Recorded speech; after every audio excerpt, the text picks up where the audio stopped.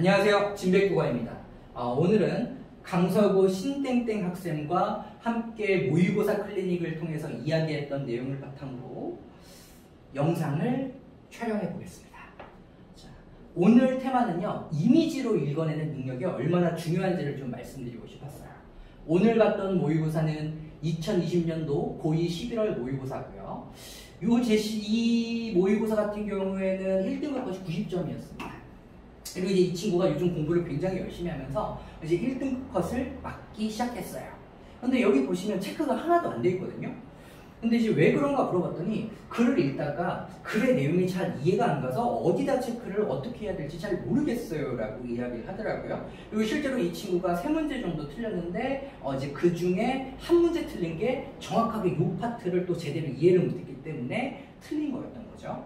그래서 제가 일단 솔루션 해줄 때는 뭐부터 솔루션을 해주는 거냐면, 일단 이 학생이 기본기를 얼마나 잘 지켰는지, 그리고 정확하게 읽기라는 차원에서 그 내용을 정확하게 읽기 위해서 여기 있는 내용을 얼마나 기본적인 그 구조를 파악해가면서 읽었는지를 먼저 점검을 했던 겁니다. 그래서 제가 이제 기본적인 체크를 해준 거겠습니다. 근데 이제 여기 보시면 이 글의 주제는 인도 거절과 관련된 거예요. 그 인도 거절이 뭐냐면 A국, 예를 들어서 뭐 이런 식인 거죠. 한국의 국민이 다른 나라 가서 범죄를 저질렀습니다. 그런데 그러고서 이제 우리나라로 도망쳐온 거죠. 그래서 이제 다른 나라에서 우리나라한테 야, 그 범인을 우리나라로 보내줘 라고 했을 때 그거를 거절할 수 있는 사유와 그렇지 않은 경우에 대한 이야기를 담고 있는 제시문이거든요. 그러니까 이제 법과 관련된 제시문이기 때문에 학생들이 조금 어려워하는 파트였다, 이렇게 봐주시면 되겠습니다. 근데 이제 여기 내용을 보시면 이런 이야기가 있습니다. 자, 어떤 거냐면, 자국민 범죄인의 인도를 거절하는 경우가 있다는 거예요. 아무리 범죄를 저질렀지만 우리나라의 국민이기 때문에 너희 나라에 절대로 보내지 않겠다, 이렇게 얘기하는 경우가 있다는 거죠. 그런데 이제 그럴 때를 대비해서 대부분의 국가 간의 범죄인 인도 조약에서는 피청구국이 자국민이라는 이유만으로 범죄인 인도를 거절할 경우, 이때는 한국이 피청구국이 되겠죠. 왜냐하면 청구를 받았다라는 뜻이 되기 때문에 그렇습니다. 청구국, 이때는 피해를 본 상대 국가가 되는 거겠죠. 상대 국가의 요청이 있으면 피청구국의 기소 당국에 사건을 회부한다. 이게 무슨 뜻이냐면, 그럼 적어도 우리나라로 와서 재판 받지 않더라도 적어도 한국에서 재판이라도 해달라 라는 거가 되는 거겠죠. 이게 이제 첫 번째 케이스가 되는 겁니다. 그리고 이제 여기 사선 보시면은 뭐가 되는 거냐면, 이렇게 이제 위와 아래의 내용이 뭔가 다른 결의 이야기를 하기 때문에 기본적으로 끊어서 이제 내용을 기억을 해라, 이렇게 이야기를 한 거거든요. 밑을 보시면 범죄인이 청구국에 인도된 뒤 비인도적인 대우를 받은 것이 예상될 때, 이때도 거절할 수 있다는 겁니다. 기본적으로. 그럼 딱 봤는데 야, 니네 나라 가면 니네 감독 뭐 감옥은 뭐 감독관도 굉장히 뭐 감옥도 굉장히 열악하고 심지어 거기 하고 학대도 있고 뭐 이런 식으로 비인도적인 것들이 예견될 때는 또 거절할 수 있다는 거거든요. 왜냐면 인권을 보호한다는 이유 때문에 그렇습니다. 이제 그럼 가장 대표적인 경우가 뭐냐면 바로 사형과 관련된 거라는 거죠. 여기 보겠습니다. 자, 같은 이유에서 사형을 폐지한 피청구국, 실제로 한국도 지금은 실질적인 사형 폐지국입니다. 사형 선고는 하지만 사형을 집행하지는 않고 있죠. 자, 피청구국, 여기서 지금 한국이 되는 거겠죠? 한국. 자, 한국은 지금 사형 제도를 실질적으로 폐지한 피청구국인데, 청구국이 대상 범죄인을 사형에 처하지 않을 것이라는 보증이라도 해줘야 된다는 거거든요. 그럼 이 말은 뭐가 되는 거냐면, 우리나라한테 신청한, 범죄를 인도해달라고 신청한 이 청구국은 아직 사형이 폐지되지 않았다는 겁니다. 여전히 이 나라는 사형제도가 있다라는 이야기가 되는 거예요.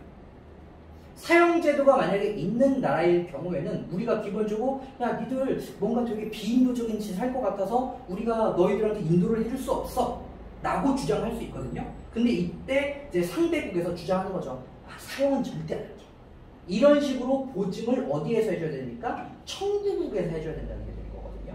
근데 실제로 이제 그 문제를 보면, 문제에서 이런 보증을 청구국에서 하는 거니 아니면 피청구국에서 하는 거니 이거 갖고 또 페이크를 낸 거죠. 근데 거기서 페이크를 내서 정답 던지를 만든 이유는 딱 하나예요. 문제를 만드신 분들은 학생들이 어디에서 혼돈하고 어디에서 어려워하는지 포인트를 알기 때문에 그 부분을 딱 집어서 문제를 또 내신 거고, 이제 이 학생이 그 나름대로 지금 성적이 잘 나오는 친구임에도 불구하고 여기에서 이제 당하는 거죠. 그럼 사실 제가 이제 이런 식으로 접근해 주는 것도 중요하지만 이렇게 얘기해주고 이제 학생한테 이런 내용을 읽을 때 약간 요게 무슨 얘기를 하는지 조금 이미지화를 하면서 읽으면 굉장히 이해가 쉬워, 이런 이야기를 했거든요. 그럼 여기 본문의 이야기를 제가 이제 간단하게 이미지화를 만들겠습니다. 그러면 일단 청구국과 피청구국의 관계를 만들어야 돼요.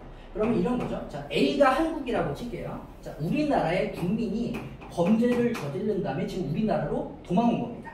그러면 지금 B에서 A국에 청구를 하겠죠. 범죄인 돌려달라고. 그럼 이때 A가 피청구국이 되는 거고요. B가 청구가 되는 겁니다. 자, 그럼 이거를 바탕으로 여기 내용을 한번 따라가 보면 되겠죠. 보시겠습니다. 자, 지금 어떤 경우가 있냐면 지금 첫 번째 케이스는 요 피청구국이 일단 뭐 할 수 있다? 일단 거절하고 본다는 겁니다. 왜 거절합니까? 우리나라 국민이니까. 그런데 이렇게 거절한 경우에는 적어도 이 나라에서 뭐 하도록 조약에 써있다? 적어도 이 나라에서 스스로 재판을 받을 수 있게는 해달라라는 내용이 되는 겁니다. 이게 첫 번째 케이스인 거죠. 그럼 이제 두 번째 케이스는 뭐냐면 지금 내가 니네들한테 넘겨줄 수 있는 이유가 니네 나라에서 인도적이지 않은 사형 같은 걸 할까봐 그런 거야 라고 이야기할 수 있는 거죠. 야, 나는 니네 나라가 넘겨줄 수 없어. 왜냐면 니들이 혹시나 비인도적인 할까봐, 비인도적인 일을 할까봐 내가 니들한테 넘길 수 없어. 가장 대표적인 걸로 사형이 있어. 이렇게 얘기가 되는 거거든요. 그럼 이때는 이 청구국이 피청구국한테 뭐를 하면 된다? 이거에 대해서 우리가 절대 사형은 하지 않겠다는 보증은 해야 된다. 이렇게 이야기를 하는 거죠. 그러니까 이런 식으로 해당 제시문을 이렇게 이미지화해서 이해하는 능력이 어려운 제시문을 제가 조금 더 손쉽게 접근할 수 있는 중요한 방법론이 되는 거고, 이런 것들을 평상시에 복기를 할 때 꾸준히 연습을 해두면 나중에 글을 읽을 때 자연스럽게 좀 이런 이미지가 머릿속에 떠오르게 됩니다. 그리고 제가 이런 방법을 강조하는 이유는 딱 하나입니다. 원래 기호 문자는 인간의 역사에서는 굉장히 사실 짧은 거예요. 그래서 인간은 기본적으로 이미지를 통해 이해하고 이미지를 가지고 기억하는 게 인간의 기본적인 가장 근원적인 사고 메커니즘이거든요. 그러니까 그런 타고난 성향을 최대한 활용하는 것이 굉장히 중요하다고 제가 언제나 학생들한테 강조하면서 중간중간 이런 포인트가 중요한 글들마다 이렇게 그림을 그려보는 훈련을 시켜보고 있습니다.